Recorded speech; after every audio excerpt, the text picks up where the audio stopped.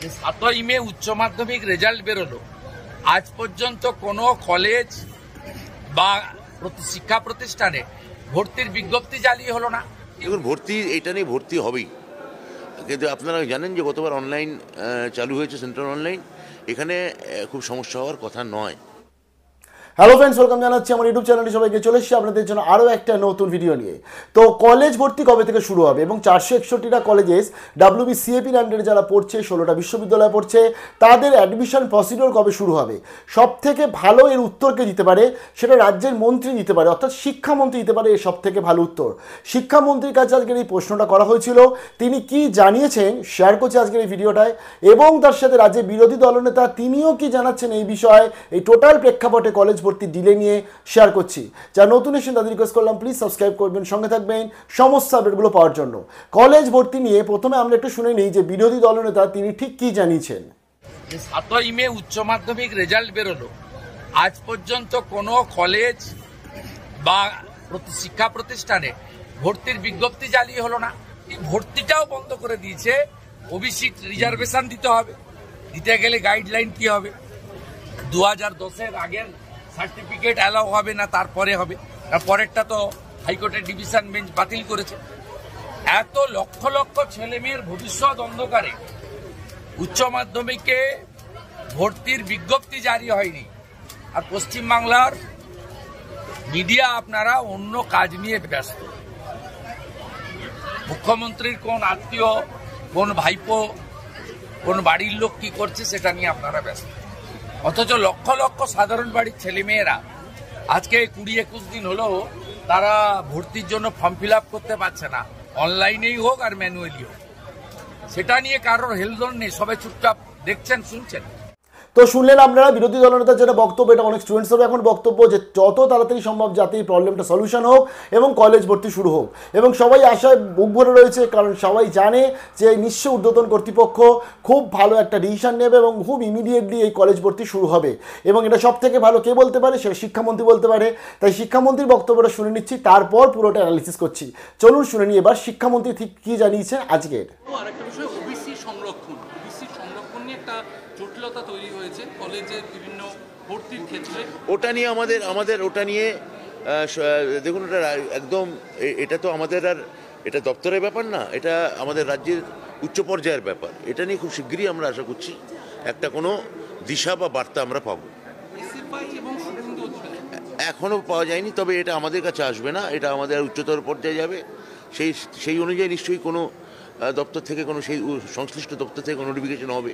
আমরা সবাই সেই দিকে তাকিয়ে আছি। দেখুন, ভর্তি এটা নিয়ে ভর্তি হবেই, কিন্তু আপনারা জানেন যে গতবার অনলাইন চালু হয়েছে, সেন্ট্রাল অনলাইন, এখানে খুব সমস্যা হওয়ার কথা নয়। তো শুনলেন শিক্ষামন্ত্রীর বক্তব্য, অর্থাৎ তারা এখনও চেষ্টা করছে, এখনও করছে যাতে প্রবলেমটা সলিউশন হয়, নোটিফিকেশান আসবে হচ্ছে। শিক্ষামন্ত্রীর কাছে কোনো ডেট নেই, তাহলে আমাদের কাছে কোত্থেকে ডেট আসবে? তার ফলে তোমরা যারা কোয়েশ্চেন করছো যে স্যার কবে থেকে ওপেন হবে বা দাদা কবে থেকে ওপেন হবে, আমরা জানি না। রাজ্যের শিক্ষামন্ত্রী জানে না কবে থেকে ওপেন হবে কলেজ ভর্তি, আমরা কোত্থেকে জানতে পারবো? আমরা তো চুনোপুটি। তো তার ফলে এখন অবধি কিন্তু ফাইনালি কোনো রকম কোনো আপডেট নেই।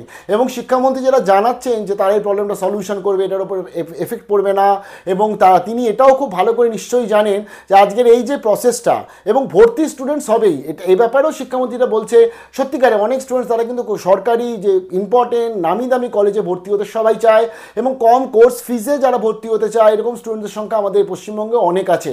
আর তারা কিন্তু ভর্তি মানে আবেদনও করবে, ভর্তিও হবে। সেটা যদি এই মে মাসে ফর্ম ফিল আপ না করিয়ে, জুন মাসে না করিয়ে, আগস্ট সেপ্টেম্বরে করলেও ভর্তি হবে। কিছু সংখ্যক স্টুডেন্টস নিশ্চয়ই ভর্তি হবে, কিন্তু অনেক মেরিটোরিয়াস স্টুডেন্টস আছে তারা মেবি শিফট করতে পারে। আরও একটা জিনিস বলে দিই আমি, এই যে টোটাল ভর্তি প্রসিডিওর যত দেরি করবে তত দেরিতে কিন্তু আজকের আমাদের কলেজ সেমিস্টারের ওপর চাপ পড়বে। কেন চাপ পড়বে, কীরকম? যেমন ধরো আজকে যারা ঠিকঠাক সময় ভর্তিগুলো করিয়ে নেয় তাদের ডিসেম্বরে হয়ে যায় হচ্ছে ফার্স্ট সেমিস্টার পরীক্ষা, আর যারা দেরিতে ভর্তি করায় তাদের ফার্স্ট সেমিস্টারের পরীক্ষা হয় হচ্ছে মার্চ মাসে গিয়ে।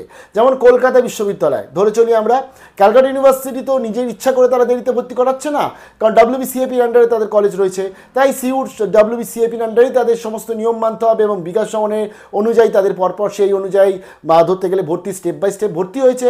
সিইউর যে ফার্স্ট সেমিস্টারের পরীক্ষা যেটা ডিসেম্বরে হওয়ার কথা ছিল, এখানে কলকাতা বিশ্ববিদ্যালয় কোনো রকম বিন্দুমাত্র দোষ নেই, কারণ সিইউ তাদের তো সিলেবাসটা শেষ করবে তারপরেই পরীক্ষা নেবে। ফার্স্ট সেমিস্টারের পরীক্ষা হয়েছে কবে জানো? এই মার্চ মাসে কিছুদিন আগে, আর রেজাল্ট বেরিয়েছে কবে জানো? এই 22 তারিখে মে মাসে, মানে দুদিন আগে রেজাল্ট বেরিয়েছে। এবার এটাও জানিয়ে দিই, অনেক জায়গায় যেসব জায়গাতে ডিসেম্বরেতে মানে ফার্স্ট সেমিস্টার হয়ে গেছে তাদের আবার মে মাসে লাস্টে কি জুন মাসে তাদের সেকেন্ড সেমিস্টার পরীক্ষা হয়ে যাচ্ছে। তো এখানে এই যে 6টা মাস বা 4টে মাসের এই যে ডিফারেন্সটা রয়েছে, এটা স্টুডেন্টসদের এফেক্ট করে। কোথায় গিয়ে এফেক্ট করবে? তুমি প্রথম সেমিস্টার দ্বিতীয় সেমিস্টার যখন ইচ্ছা পরীক্ষা নাও, কোনো অসুবিধা নেই। ফাইনাল সেমিস্টারে পরীক্ষা যেটা হয়, অর্থাৎ তোমাদের যেটা পাশে পড়বে তাদের 6টা করে সেমিস্টার মানে 6 সেমিস্টারের পরীক্ষাটা, আর 8টা করে সেমিস্টার পড়বে যারা অনার্সে তাদের 8 সেমিস্টারটা সেই সময় জুলাই মাসের মধ্যে শেষ করতেই হবে। ভেবে দেখো, 5th সেমিস্টার পরীক্ষা দিয়েছো তুমি মার্চে, আর তোমাকে জুন মাসেই বলে দিচ্ছে তোমাকে 6th সেমিস্টারে পরীক্ষা দিতে হবে। ওই যে 2 মাস, কারণ 4 মাসটা তুমি তো হারিয়ে ফেলেছো। 4 মাসটা কোথায় হারিয়ে ফেলেছে? ভর্তি প্রসিডিওর এবং সিলেবাস শেষ করা, ক্লাস শুরু করা, এই সমস্ত কিছুর মধ্যে। তো এই এফেক্টটা কিন্তু থাকে এবং শিক্ষামন্ত্রী এটা খুব ভালোভাবে জানে।